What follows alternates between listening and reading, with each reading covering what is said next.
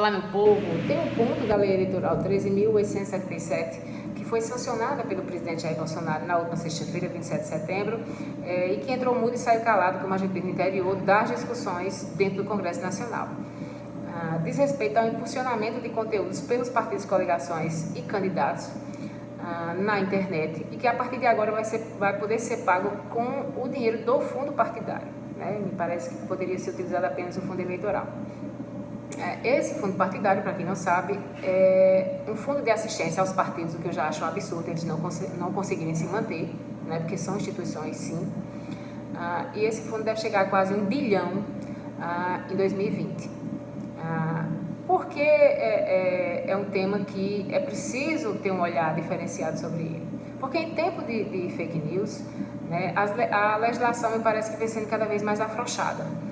Aliás, é típico, desde que iniciaram essas discussões da reforma política, né, os parlamentares eles endurecem as regras e eles mesmos afrouxam essas regras de mil e uma maneiras.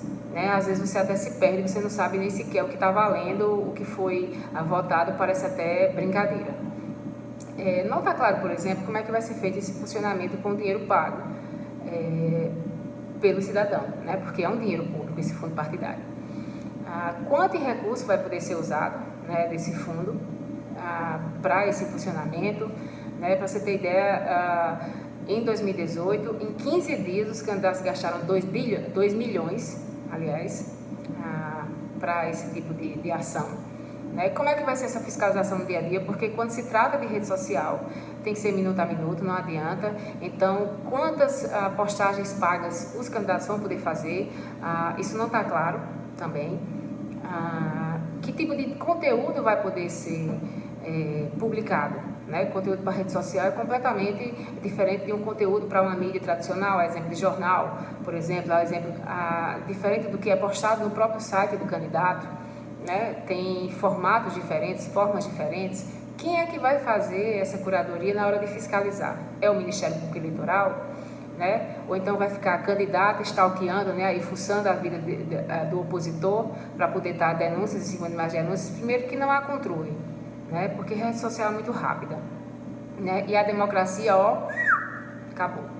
Existe uma cartilha que foi elaborada pelo Tribunal Superior Eleitoral para as eleições de 2018, né, que ditavam algumas regras, permitia esse funcionamento, né, mas que também era muito genérica, não tinha ponto por ponto e não tratava do WhatsApp. O WhatsApp, todo mundo sabe, que nas eleições de 2018 foi o vilão e foi mocinho, dependendo de que lado o candidato esteja. Há quem diga, né, especialistas aí, cientistas políticos, defendem que houve, por conta do WhatsApp e do boom das fake news, uma interferência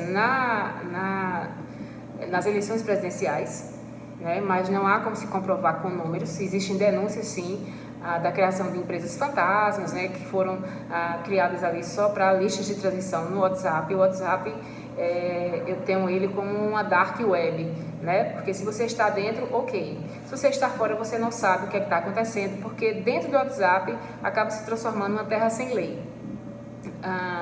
É impossível rastrear qualquer tipo de fake news ou qualquer tipo de coisa. Uma outra questão é que essa cartilha certamente ela vai ter que ser refeita, né? Eu acho que vale um olhar diferenciado apenas para redes sociais e para o próprio WhatsApp. A lei diz, por exemplo, que terceiros não podem impulsionar conteúdos de candidatos, ou seja, Sony Lacerda não pode impulsionar uma propaganda eleitoral do candidato que ela apoia, né? Mas existe uma coisinha bem simples, que todo mundo sabe, e que aí eu não preciso pagar. Eu basta apenas compartilhar. Então, como você vai segurar esse compartilhamento? Porque aí existe print, retweet, repost, inúmeros formatos e formas que vocês possam imaginar. Em N plataformas que não estão dentro de redes sociais, mas que são utilizadas por milhares e milhares, e não há o que fazer. Então, sim, esse impulsionamento pode sim ser um gerador de fake news. Não tem a questão, tudo que você disser ou fizer pode ser usado contra você no tribunal, então não tem como ter esse controle, né? Outra coisa preocupante ainda é que nós estamos criando uma legislação de desinformados. Os que são mais conscientes e esclarecidos até conseguem ir buscar uma resposta e buscar uma verdade, né? Mas a gente sabe que os que não têm discernimento, mas que votam e que são a grande maioria nas urnas, apenas consomem esses conteúdos como verdadeiros, né? Que chegam a eles numa velocidade, como eu já falei aqui, inimaginável. Para mim, esse combo, impulsionamento com rede social, com WhatsApp e fake news, é uma bomba de desinformação e que precisa ser desativada, né? Esse impulsionamento ele não é às cegas, claro, porque a justiça eleitoral vai estar de olho, mas é um prato cheio para quem faz da política politicagem. E falando desse projeto, né, dessa lei 13.177, ela foi sancionada pelo presidente em 14 vetos. Se os deputados e senadores quiserem derrubar esses vetos, os que interessam a eles, óbvio, inclusive a volta da propaganda eleitoral, ou seja, tiraram a propaganda eleitoral porque disseram que o período de campanha era mais curto, agora querem voltar. E por aí vocês tiram nesse vai e volta, né? Eles teriam aí 30 dias para analisar esses vetos. Mas eles podem ser analisados sim numa sessão conjunta, né, Câmara Federal e Senado, nesta quarta-feira. Eu conversei com o líder da bancada paraibana no Congresso, o deputado Efraim Filho, e ele acredita que esses vetos vão ser mantidos até pelo fato de que já está em cima, né? Ou seja, se quiserem que sejam válidos para as eleições de 2020, precisa ser aprovado até a próxima sexta-feira, dia 4, quando nós vamos estar um ano das eleições, né? Essa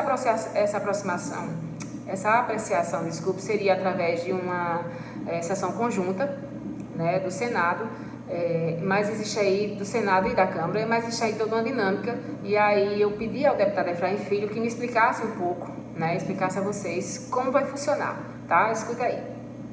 A sessão, ela é do Congresso Nacional, então ela é uma sessão conjunta, com a presença de deputados e senadores. No caso de vetos, especificamente, o veto ele precisa ter a maioria absoluta, né, em cada casa, ou seja, ele precisa ter 257 votos na Câmara e 41 votos do Senado para ele ser derrubado. Então tem lá o veto A. O veto A ele vai ser votado pela Câmara dos Deputados. Se alcançar 257 votos pela derrubada, aí ele vai ser votado no Senado e precisa ter 41 votos lá para ser derrubado, ou seja, com a aprovação das duas casas. Se na Câmara ele não atingir nem os 257 votos, o Senado, no caso, não precisa nem votar. E vice-versa, né? Porque dependendo de quem foi a última casa a aprovar a matéria, a votação da derrubada do veto começa por ela.